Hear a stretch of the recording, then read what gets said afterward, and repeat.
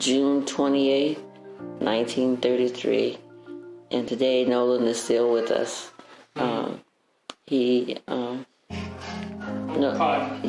They call him partner. I wonder how he got that name. I don't know. Yeah, they had a name for everybody, and I don't know whether they had a rhyme or reason for it or not, but you got that nickname, that's for sure. Nolan went to Johnson High, and he became the bus driver. When we finally got a bus that the white kids no longer wanted, Nolan became the bus driver. And he drove the bus from Percy Creek, which was called Leslie at the time, down to Fort Adams. So his route ran from Fort Adams to the school, and he did that every day. Parked the bus out on the creek, because at the time you couldn't. The road was so bad going back to our house, you couldn't take the bus back there. So Nolan went to the war that Nolan was in, and I don't know what they call it, whether it was a conflict or what, but he spent a tour in the United States Army. He did his basic training in Arkansas. He was shipped off to Fort Lewis, Washington, in Tacoma, Washington, and he also traveled to Arizona and back to Fort Lewis and finished his tour of duty there and got an honorable discharge. So then he later married Anna Lee Dupree, and they still live in New Orleans. They have one daughter, Cassandra. And Nolan attended Delgado Community College in New Orleans.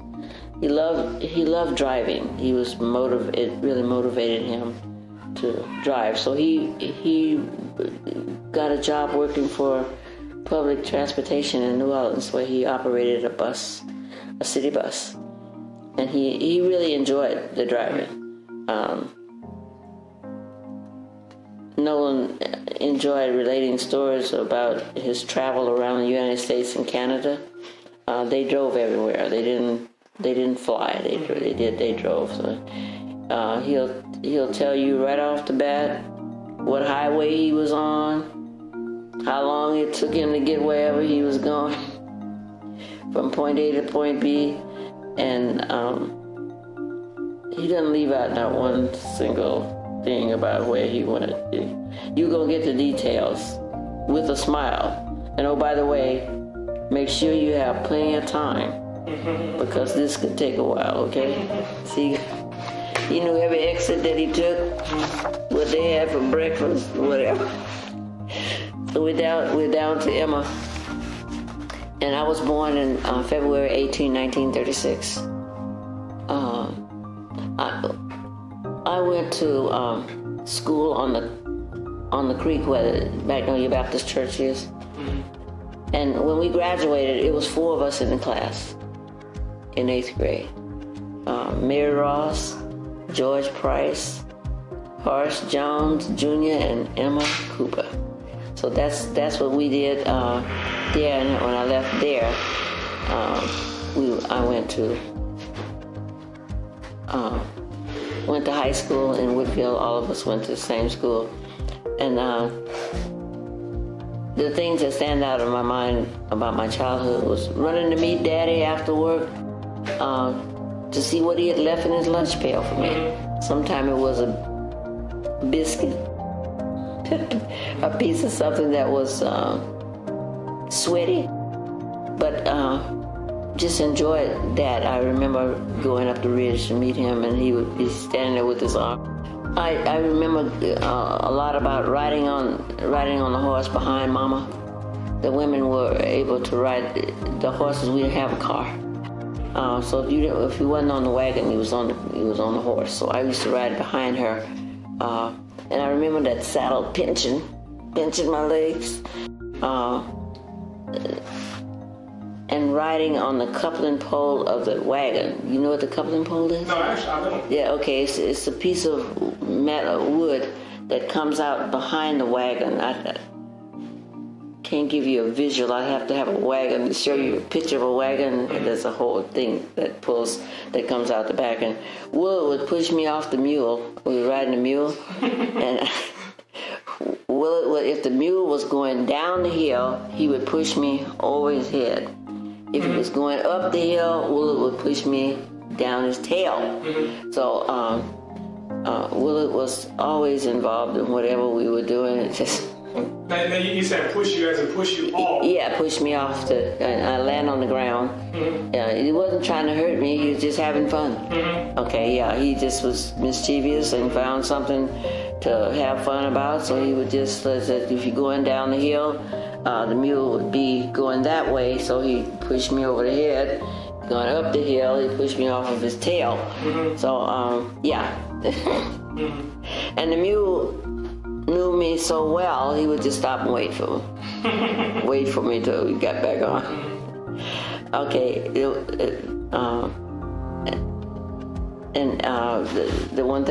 One other thing I remember about Willard really well is that every time Mom and Daddy would leave the house, Willard would cook. Yeah, he would cook. He was gonna fry him a chicken. No matter how you did it, he's gonna fry this chicken. And so what he would do, he would clean. Nolan and I would clean up people.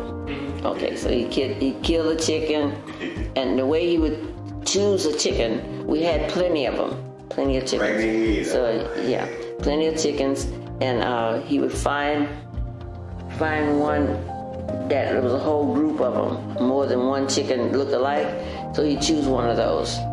Then they would never know the difference. Okay, so when he got through cooking, if Nolan and I wouldn't help, he would tell us he wasn't gonna get into food. Okay, so we knew we had to help, and we couldn't tell. We couldn't, because he was some of the stuff he burned. Feathers, he put that in a bag because they would use the feathers for putting in different quilts or whatever, to make the pillows. Okay. And the dogs ate a portion. So everything was put. But you had to cook early when they left because the stove had to be cold when they got back. So he'd have everything clean, everything looking okay. Everything was done in that way. So it was great. It was great. We had a good time. Like I said, if Nolan would tell, he was in trouble. Next time he wasn't gonna get nothing. Okay, so that's what happened with them. And I, being the youngest, when Mama Wee had her first children, I went to live with her. Freddie's mom and Jean was born. I left our house and went to stay with her. So that's why I'm more like these guys' sister than I am the aunt, because I always stayed with them. Yeah, I always stayed with them. And then when I left there, I would go to New Orleans and stay with Bessie and Jim. And I'd always get a job.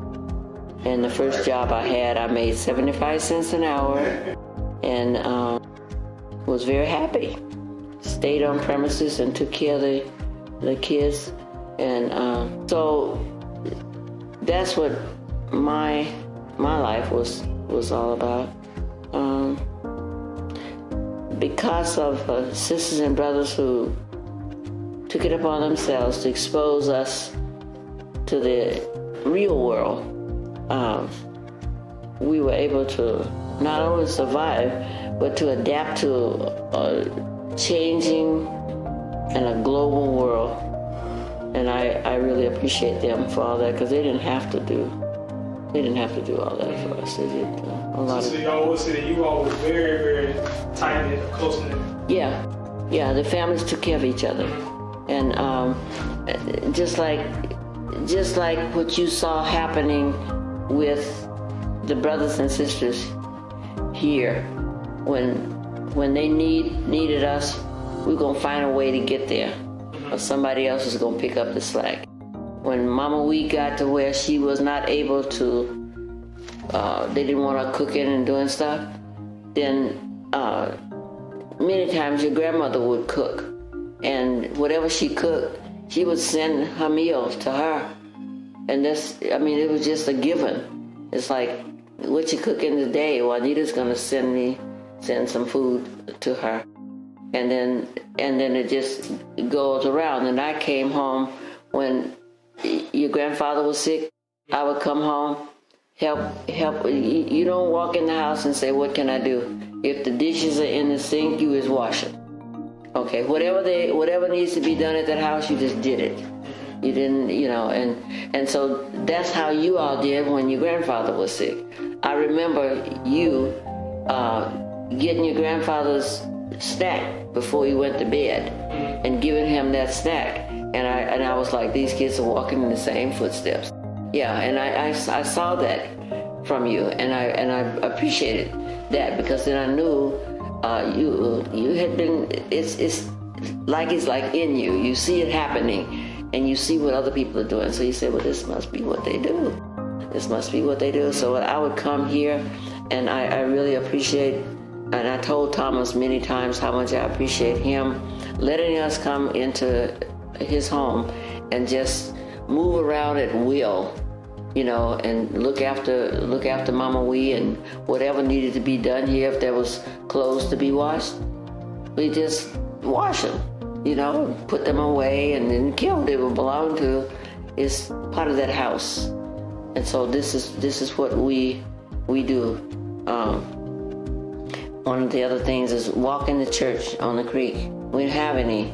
We had no cars, so we wore old shoes and found a place in a bank to, when we get near the church, you take off the old shoes, put on your Sunday shoes, okay?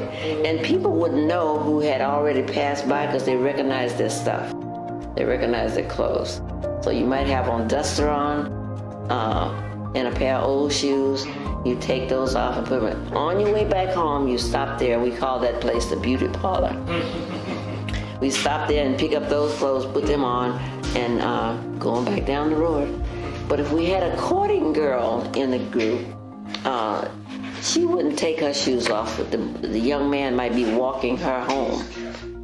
The young man might be walking her home from church. So somebody else, she would keep on her Sunday stuff. And somebody else in the family would pick up her stuff from the beauty parlor and take it. Yeah, take that home for her. So that was some of the things that I remember. And I also remember us swinging on a vine. You would have a vine hanging from a tree, and maybe it's a gully out there that you go over on the next bank with the swing on the vine to the next place, but a gully was in between. And when some of the older people would find that vine, they would cut it short where we couldn't get it. It didn't stop us. We'd find another one somewhere else. Okay, so we were way ahead of Tarzan and Jane with this kind of stuff. So it's just so much. We had plenty to do, and it was wonderful. We played together and created our own stuff. You talking about being creative? You had to be creative, because you didn't buy stuff from the store. You made your own fun. It's like kids don't shoot marbles anymore. They don't play hopscotch. They don't play anything. They got the phone and everything else, but they buy them everything, so they don't know how to be creative.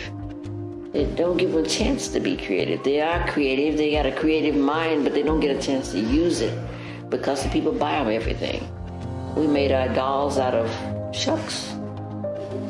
Shell the corn off the cob and use the shucks, cuts that part for the hair. You made your own stuff. I've actually seen some of those old dolls too. Yeah. Made out of corn shucks and Yeah. used silks and things like that. Yeah. Yeah. And so, you know, it's amazing.